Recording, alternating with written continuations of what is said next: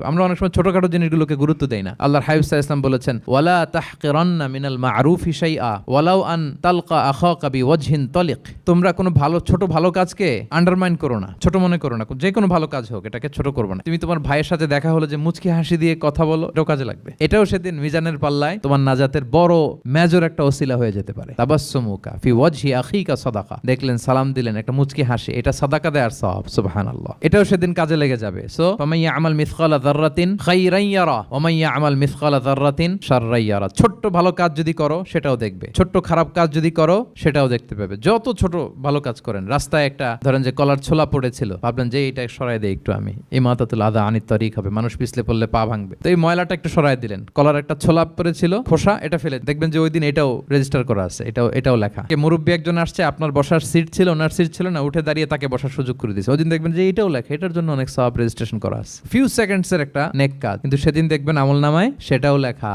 কারোর ব্যাপারে, এর ব্যাপারে ওর কাছে যে কান ভারী করছেন, ফেসবুকে একটা বাজে কমেন্ট করে দিয়েছেন, দেখার কেউ নাই, ধরার কেউ নাই, দিলাম একটা গালি, দেখবেন যে ওই দিন সব একেবারে ক্ষুদ্র থেকে ক্ষুদ্রতর অনুপরিমাণ খারাপ কাজ, ভালো কাজ আল্লাহ সুবহানাহু ওয়া তাআলা তিনি সেদিন আমলনামায় সব তুলে রাখবেন।